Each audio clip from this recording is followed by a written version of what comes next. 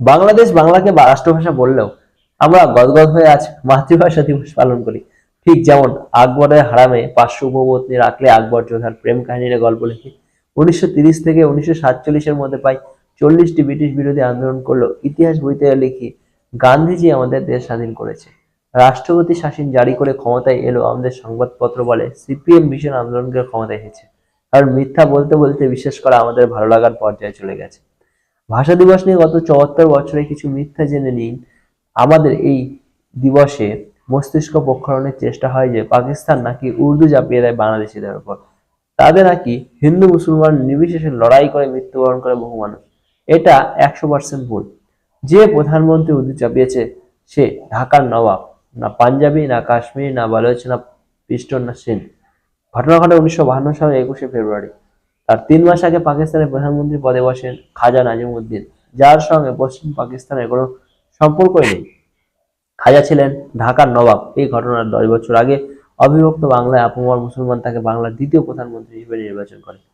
হ্যাঁ, নির্বাচন, যা আমাদের ইতিহাস বই বা সংবাদপত্র আমাদের কোনোদিন লেখেনি। স্বাধীনতার 10 বছর আগে আমাদের দেশে নির্বাচন হয় প্রতি রাজ্যে, এবং কংগ্রেস একমাত্র রাজ্য বারবার হেরে, যার নাম বেঙ্গল প্রভিন্স।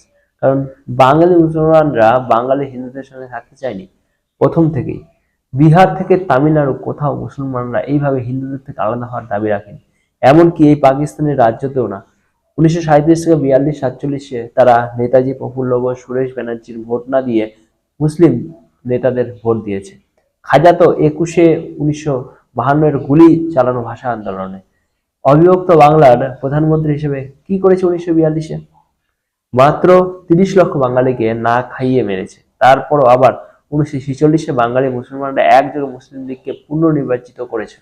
সে কি? অমর্ত্য সেন তো চার্চিলকে দোষ দেয়।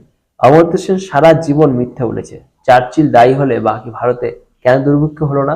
কেন কোচবিহার বা ত্রিপুরায় হলো না? আর একবার 21শে ফেব্রুয়ারিতে ফিরে আসে। কিভাবে খাজা পাকিস্তানের প্রধানমন্ত্রী হলো অক্টোবর 1951-এ। 1950-এ বরিশালে এবং বিভিন্ন বাংলাদেশি যারা হিন্দুদের উপর ভারতের ভয়ঙ্কর অত্যাচার হলে নেহেরু এবং লিকায়ত চুক্তি হয়। সেই চুক্তির পরে লিকিয়ত খুন হলে খাজাকে প্রধানমন্ত্রী করে পাকিস্তান মুসলিম লীগ। নেহেরু লিকায়ত চুক্তি ডাস্টবিনে ফেলে ঢাকার নবাব খাজা নাজিমুদ্দিন 21শে ফেব্রুয়ারি অত্যাচার শুরু করে এবং মন জিতে নেয় পাকিস্তান ও বাংলাদেশের মুসলিমদের। যে লোকটা গুলি চালিয়ে ভাষা আন্দোলনে বাঙালিকে হত্যা করে সে আপামর বাঙালি মুসলিমদের চোখের মণি দেশভাগের অনেক আগে থেকে। এক বিন্দু দুটি কুসুম কবির কল্পনা মাত্র এবং 100 মিথ্যা। কম করে বাংলাভাষী মুসলমানদের এবং বাংলার ইতিহাস সেটা এই এক বিন্দু তত্ত্বকে সমর্থন করে না। বাকি ভারতে সত্যি হলেও হতে পারে। শেষে বলি, বাংলাদেশি মুসলমানরা বাংলাকে রাষ্ট্রভাষা বলে, মাতৃভাষা বলে না। আন্দোলন ছিল রাজনৈতিক, বাংলা ছিল হাতিয়ার, মাতা নয়।